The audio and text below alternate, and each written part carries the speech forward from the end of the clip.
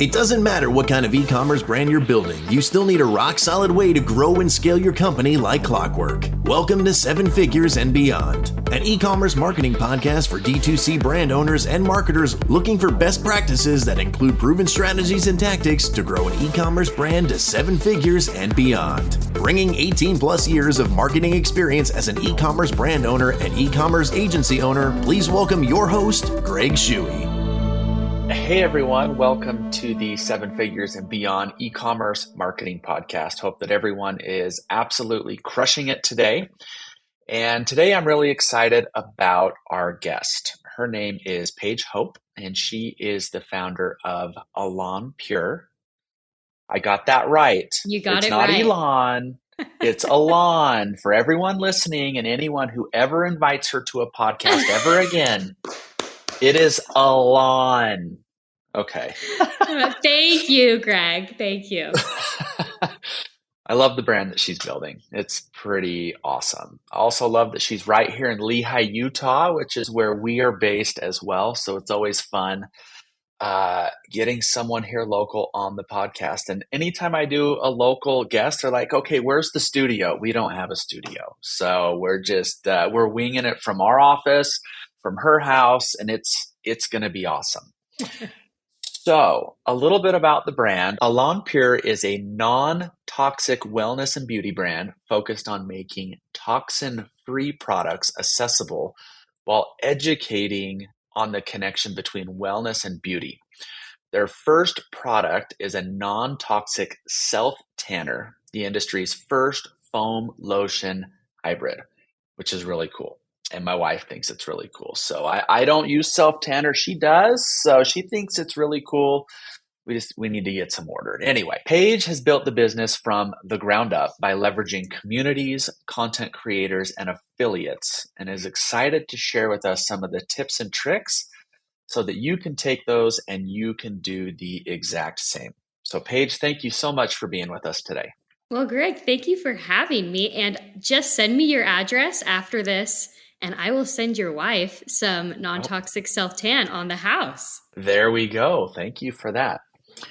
So before we jump in, would you take just a couple of minutes, introduce yourself to our listeners, and share a little bit about your personal story and how you have gotten to where you are today? Yes, that is always a loaded question, and I never know where to begin on this one. But my story in e-com really started back in 2018, 2019, when I actually joined a tech startup to help brands scale creator programs.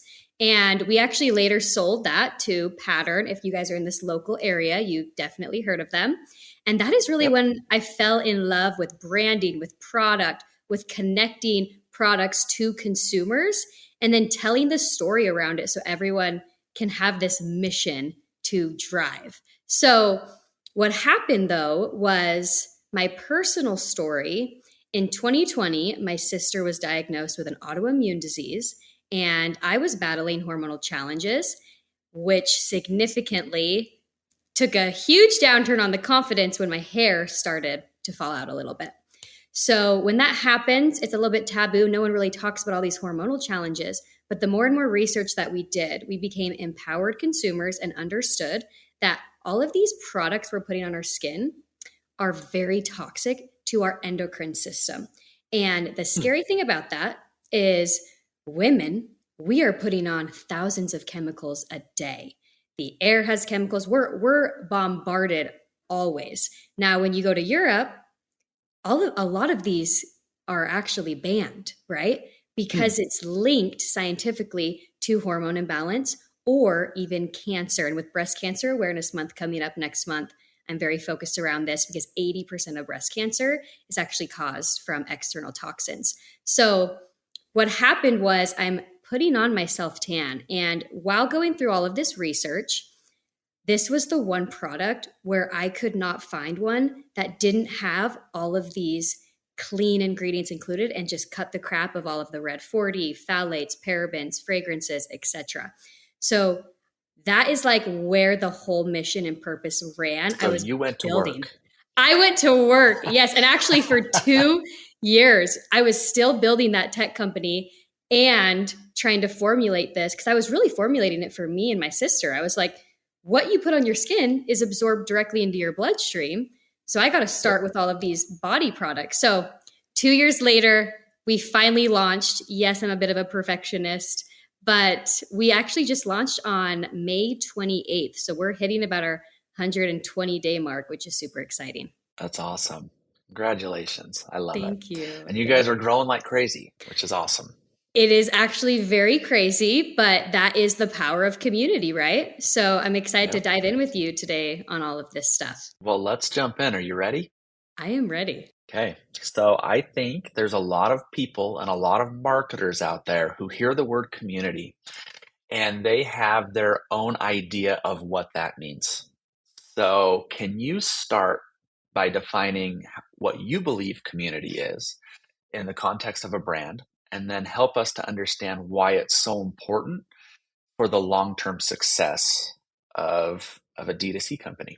I always like to tell people, think of your community as the people that are raving about your brand, even when you're not around. When the ads are turned off, this is also inclusive of employees. I think people forget that your community is anyone that is behind the same mission that you are, which is a literal lifestyle. It's not just this sentence hung up on a wall in an office. It's a lifestyle that you're practicing. And so I tell people they're going to be genuinely connected to your brand and what you're building, whether it's customers, creators, affiliates, employees, heck, even Reddit forums. You can literally have a community within a Reddit forum, or just overall fans on social. And so just garnering the attention of people where you have similar shared values, and then learning how to monetize each of those. Because like I said, you have your employees, customers, creators, affiliates.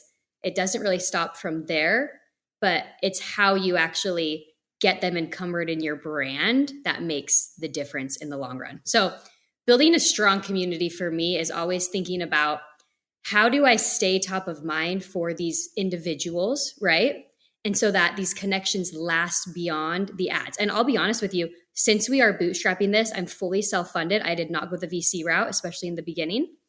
That's so awesome. We're not doing any paid ads right now. Yes, will we get there? Absolutely. But we have such a strong organic approach right now that we rely heavily on this direct connection to our customers, to these creators, affiliates, employees, etc. So these people become your biggest cheerleaders, essentially. And that genuine support turns into that word of mouth marketing everywhere, whether that's on social or in person. And that really gives you brand longevity in the long run. Does that answer your question? That. It totally does. And I'm glad that we started there because, it's really weird this year. As I'm talking to more and more brands, I'm hearing kind of this common theme that not a lot of them have a real strategy to build their businesses, a marketing strategy in general, right? They just want Facebook ads. I just need you to turn my Facebook ads on and I need it to work. Mm-hmm. I'm like, okay, that's not a strategy. And even if that was a strategy, that's a really bad strategy to like start to grow your business. Like there's so many things that need to go into kind of the brand building and the strategic part of it to be able to help you grow, not just today, but 3, 4, 5 years down the road. They're not thinking that far. They're just thinking short term. How do I turn these ads on? How do I get customers right now? And who knows if they're even going to be the right customers, right? These communities, from what I understand, like those are your brand warriors. Those are your brand advocates. Those are the ones who are not just going to buy once. They're going to buy over and over and over again. They're going to be your raving fans. They're going to tell mom and dad. They're going to tell brothers and sisters and sister-in-laws and friends and neighbors. Like those are the customers that you need to get into the funnel up front, right? And so I love that we're starting with that. And I hope that more and more brands can just slow down. I've posted a couple of times on LinkedIn the last week about people, we need to slow down. Like we need to take a step back. We need to say, how do we build this from a brand perspective? And then we can start layering in the ads and the different tactics to help, what's the word I'm looking for, to help not streamline, but help just kind of add fuel to the fire, right? And Yeah, just yeah. snowball that. Well, and I think not to mention, and people don't always think this far ahead, but once you go toward the retail route, having a well-established community and even social presence is going to significantly impact your valuations. These retailers want to see that you've built this custom audience that raves about your brand. And so you can't just turn on the Facebook ads if you don't have this natural community that's already coming around you, because retail, you have to be the one that's getting people in those stores. And if you don't have people that are going to do that, then you're not going to have business with these different retailers. So I agree with you. They need to get back to the basics and figure out actually why they started the brand in the first place and start from scratch, honestly. Yeah. Awesome. Cool. Okay. So with a brand, they're listening to this right now. They're like, okay, I don't even know where to start. This sounds great. Sounds like I need it. Like, for a brand that's just getting started with like community building, what are the first few steps that they need to take to make sure that they don't mess it up, or they do it in like a thoughtful, methodical process? Okay. Well, I will say this is a little bit of a loaded question, and I'm trying to figure out how to put it into smaller little phases, because community is this word that encompasses different types of subsets of groups, right? And so I think for this question, I'll combine your customers and your affiliates, because when you're starting out, whether you're bootstrapping a business or you want to launch some sort of community program, you need a baseline. And so starting with these affiliates that turn into customers that can then expand your customer base is going to be the quickest way that you can do that. Well, how do you attract affiliates to be the ones that are pushing out your brand? Now, everyone just wants to send a bunch of emails out to different creators and have them come in and start making commission and all of those things. But take it from someone who's been building these communities for a very long time. It's actually not as easy as that. And you have to get them bought in on what you're building. And so where I always tell brands to start is just reevaluating your branding in itself. Do you have an attractive brand? It doesn't necessarily mean you have to be this very hip lifestyle brand, but look at your customer audience base, develop your persona, literally your brand personality, because nowadays we have to have a brand personality.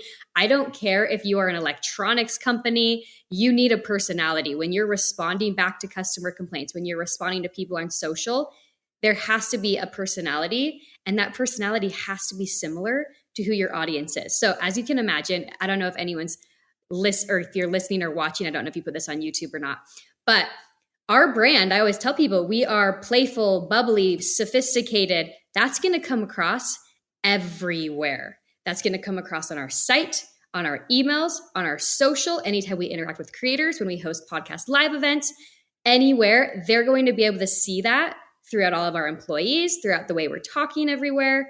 And that is going to draw those people instantly in, because it's that camaraderie. They feel a connection already because it's the friendship. Okay.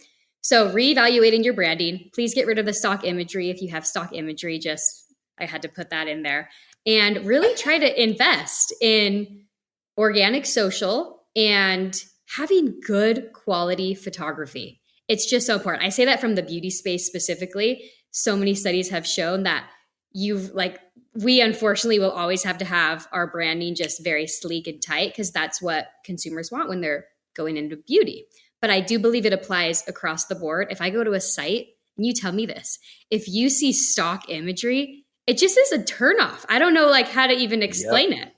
There's no connection to the brand. And then you lose so much opportunity for raving fans there. So reevaluating your branding. And then for number 2, I'm going to say, I already said develop a personality, because that's kind of one and the same. But you touched on earlier our differentiator. And this is what I would say the third thing you need to do is have some sort of differentiator. And if you didn't go to market with a differentiator, that's completely fine. But you need to have clear messaging around the differentiator, because not only do people want to know that your product is better, they want to know that they're on the edge of something. Oh, this is the first to the industry's first foam lotion hybrid. So when we're reaching out to people, we're leading with that. And that is what people are getting excited about. So we're testing our messaging to see, okay, well, when we're bringing in these affiliates, do they care? What are they caring about? Yes, it's our shared values and mission, but they want to know that we're not just another non-toxic beauty wellness brand or another self-tan brand. They're getting onto something completely new. And so having that differentiator is going to be so, so huge. And then I always like to say, I don't know if you've read this book. I tell everyone to read it, and I'm sure you have. I had a CMO probably 8 years ago. We all read this on the team, and it was Building a Story Brand. And it is such an old book, but the foundational principles always stuck with me because some of those things don't change, right? And one of those is your audience, they are the hero, we are the guide. So when I say like reevaluate everything, you're even reevaluating the way that your messaging is, the way that you're coming across. We will never pretend like we are the hero because we're not. We're just showing them the aspirational version of themselves. And then that gets them excited because we're showing them their external and internal problems and they're resonating with that. And they're like, oh my gosh, I have to get this product because I want this view. I don't want to be, here anymore. So I would say start there. That was a long-winded answer, Greg, and I'm so sorry. But then I would say launch that affiliate program. Affiliates are so, so powerful, but you have to build the foundation first to become an attractive brand for these affiliates, and then start recruiting, testing different things, get a software. We actually use Pattern Creators. That was the technology I helped build back in the day. Used to be Current, rebranded to Pattern Creators. Happy to give you guys some sort of a link. I'm sure, I don't know. Yeah. You could ask them for a discount. Say, Paige sent me. She said you could have a discount. But I'll get in trouble, but it's worth it. So don't say that. Don't do that. But it is just really powerful to have a tool where you can mass outreach to, launch monthly campaigns to keep all of the affiliates incentivized, pay out your creators, ship product to them, and all of that stuff. There's so much more I could go into, but high level, that is where I would start. No, that's fantastic. And I love that you bring up differentiators and how you said, if you don't have one, or maybe you don't know what it is, right? One of my favorite ways to do is just ask the customer, right? Like, why do you buy? Why do you keep buying? What problems does this solve? And let them tell you. If you talk to enough customers, you'll be able to hear the same things over and over again and pull those out. And then that should also kind of that can help guide some brand story, right? In the way that you position yourself on the website and in your communities and whatnot. So I think it's just a very powerful way to be able to go about that. I agree. I think a lot of brands, though, don't want to put in that extra effort for some reason. Nope. There's like a fence of them and the customer. And I'm like, no, tear that fence down, go directly to the customer. You're going to learn so much, and then they'll be with you forever, truthfully, because not enough brands do it. Yeah. Okay. So one of my, I don't even know if assumptions is the right word, but kind of the way my perspective about communities is that you have to nurture these things. You have to put in a lot of time, or else they'll just fizzle and die, right? They won't thrive. They won't grow. They won't continue to help build the brand. And so what are some effective strategies for continuing to engage and nurture each community over time, especially as you get bigger, right? You're going to be torn in you're already being torn in lots of different directions. And so like, as you bring in like a marketing manager or someone, like, how do you make sure that those are just continued to be nurtured? Yeah, I think you have to look at it in two separate phases. So you have nurturing of your customers, because those are also people that you can leverage to later become affiliates, right? For customers, it's as simple as surprise and delight. I'm like, how do people not even know this? You're sending an email every month. I'm like, whoever leaves us a review, every single month we do a drawing, and we actually send free product to one person a month that submits a review. Like, it's these simple things where you just have to be consistent and stay organized with it. And then they start to tell people, right? So surprise and delight, as cliche as that sounds for customers. And then affiliates, you got to keep them engaged. So that's why I recommend some sort of a platform. You're launching monthly campaigns, you're launching monthly incentives to them, you're giving them surprise discounts, free product, because we want to stay top of mind, right? I tell brands sometimes you're going to have to ship out more product than you want, but every other brand is willing to do that. So if you want to stay top of mind, then that's something you got to do. Put the extra note in there. Do those small things. And then we also recommend doing some sort of Zoom call with either, we call them VIP affiliates. So once a month, my president of wellness will get on with our affiliates and give them free value.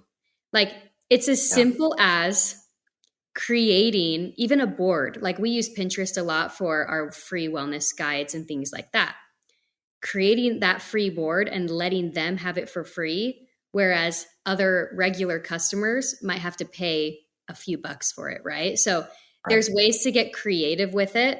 Again, Greg, it just takes time, and so many of these brands like can't put it together on what to do. So it's starting small, but make someone's responsibility this. Like, someone on the team should literally be like, okay, I'm going to figure out the surprise and delight this month, and then start there, and it can grow. But if no one's focused on it, then, and no one's job at the end of the day is to do this, then it's just not going to be prioritized, and you're going to potentially lose that long-term customer. Yeah, I like that you say it takes time.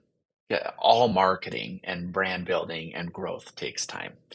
And I think that's one of the things, like, people are just so impatient, right? They rush things. They want it to start working right now, like I talked about a little bit earlier. And I would assume that people who go down this road saying, I'm gonna build community, if they don't see returns in 30 days, they get distracted by the next shiny object, right?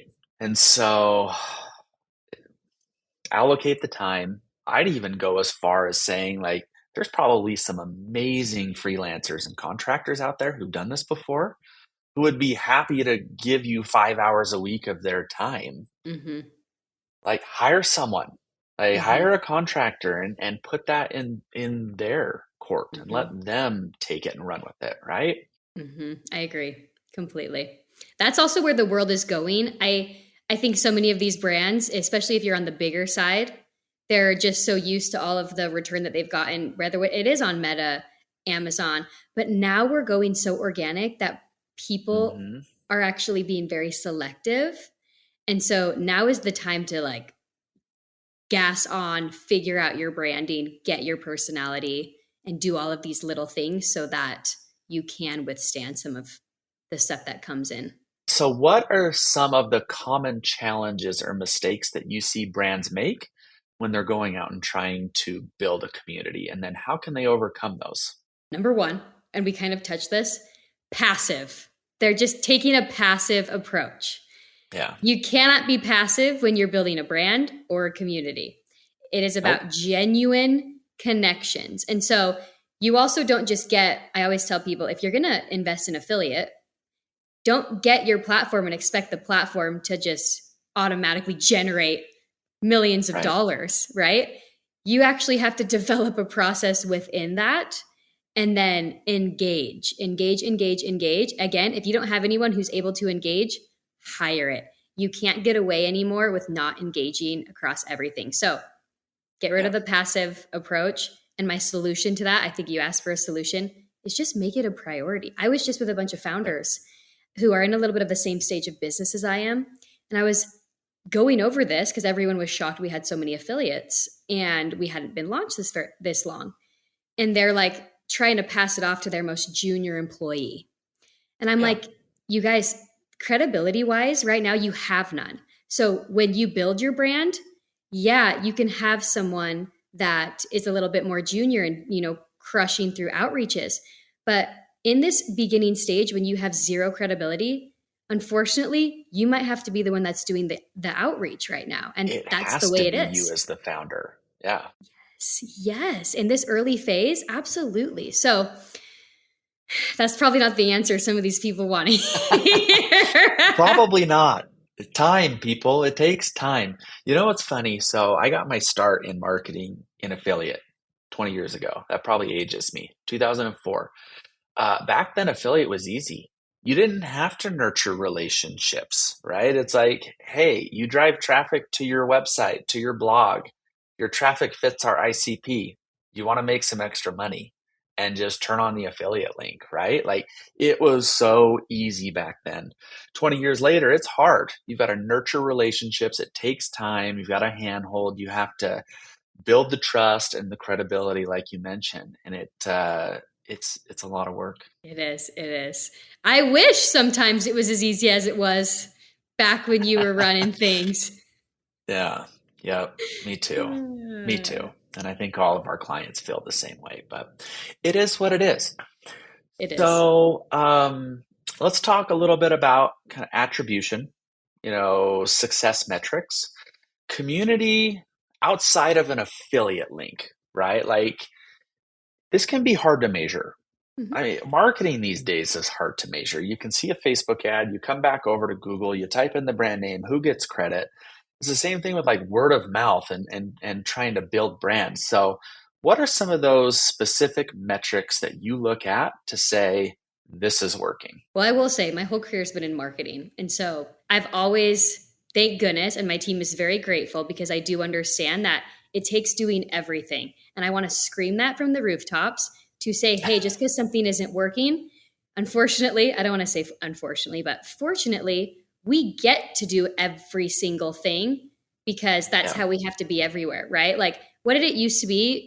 Someone could see a post maybe 3 times and then make a purchase. And the latest stat was like, you have to see it 12 times now before. So that means Crazy. you've got Meta, you've got TikTok, you've got creators, you've got email. Like you have to hit them from everywhere.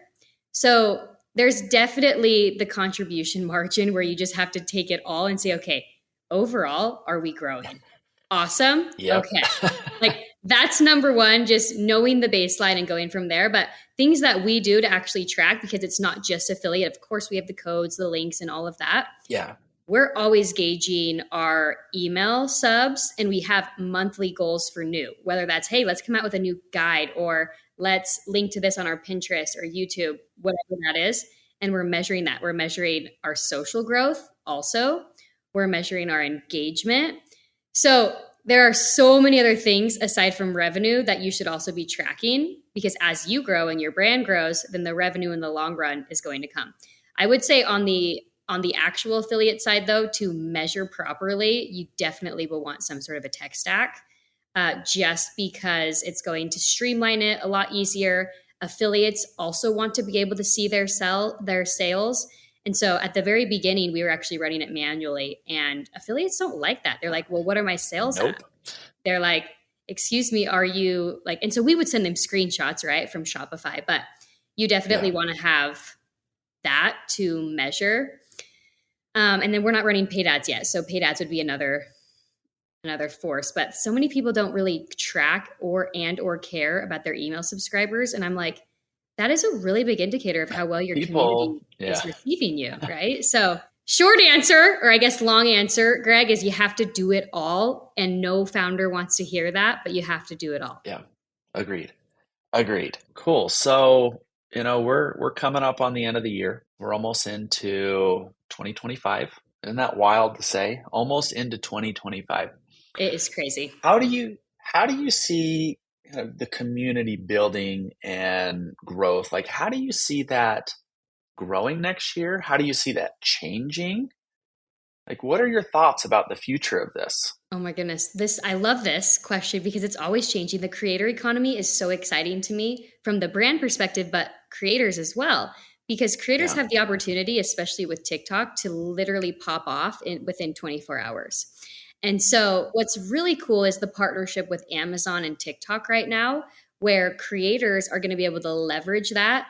And there are already creators making, upwards of like 30 to 60K a month from participating in TikTok Shop and being affiliates. Some days I think I'm in the wrong business, honestly. Same, Greg. I'm like, I'll get on TikTok and promote some of this stuff. Right? But that is a huge thing where I think you're going to see within community, if we're talking, people that are promoting your brand on social, we're going to see a lot less brands doing these big flat rate deals with big influencers. I just think that's actually going away because of the opportunity that's happening on TikTok Shop. And sure, you might have some lower flat fee deals, but I think the days are going away where these creators can come say, hey, for one post, I'm $20K, because TikTok kind of changed the game, and brands are kind of unwilling with margins. It doesn't always make sense to throw out this crazy amount of money unless you're Starbucks or, Taco Bell, these big conglomerates. But even still, like the way things have gone the last, 6 months, even the last 3 months, right? Like I'm honestly happy that it's going to be going away, because I think it was one of the world's biggest scams, honestly. I agree. And I agree completely. I agree completely. And I think another thing to note on this too, like to get brands excited, is if you start investing now in this, TikTok and Amazon are only going to, now that they're partnering, like it's only going to help your brand. And that's going to be absolutely huge for the longevity of everything. Yep. So just make sure. I just hired a TikTok person because I was like, okay, we got to get ready to be on TikTok Shop. Like I know, right? And so it doesn't even have to be full-time, Greg. Like I hired him, I think he's starting 10 hours a month. Nothing crazy, but it's a start so that when we do launch, it can go off. Now for the rest of community, as we're talking as a whole, just collective human beings in general, I think we're going to see a lot more people siding and getting behind brands that actually have some controversy to them. And they like take a stance, meaning I always like paint the picture of like, the brand will have some sort of a villain, right? Where we don't come out and say, we don't like that the government doesn't ban anything. But what we do say is, I know you're frustrated that you feel this way. And unfortunately, we have to be empowered customers because this isn't banned here. So you're almost creating a villain in your story, and people are going to kind of side behind you. So I think you're going to see a little bit more controversy coming. Yeah. And like polarizing things, it creates massive awareness, and some brands are scared to do it, but I say lean into it. 100%. I love that. Cool. Well, as we're wrapping up, do you have any final words of wisdom that you want to send our listeners off with? I would just say, and I'm sure you guys can all feel the passion in my voice for community, but I would just say the more you invest in them, the more they're going to invest in you. And what better thing to have than cheerleaders rallying behind your brand? And I would also just like to say that also includes your employees, right? Like get all of these people to rally behind your brand and mission and become a really good storyteller internally and externally. And you're going to see massive changes in culture, in community, in everything. So that is what I will leave you with today, Greg. I love it. Thank you. Thank you for everything you shared with us today. So many great tips. You are so welcome. Well, if anyone ever needs anything else too, feel free to DM me on LinkedIn as well. I know affiliate and community is so crazy and big. I am always happy to answer any questions. Amazing. And we will put your LinkedIn profile URL in the show notes so everyone will have access to that. And what was the name of the tool? It was something Pattern. Pattern Creators. So rebranded. Pattern Creators. Yes, It was current. I'll send you a link after this. And that's a tool that anyone can purchase. That's not just proprietary to Pattern. Okay, so we'll make sure to put that in the show notes as well. So thank you for that. Yeah, absolutely. Awesome. Well, that's a wrap for today. So, to our listeners out there, as always, I'm sure you've taken 2 or 3 really awesome takeaways from this. Take those, make a plan, and take massive action this year. Thank you, everyone, for joining.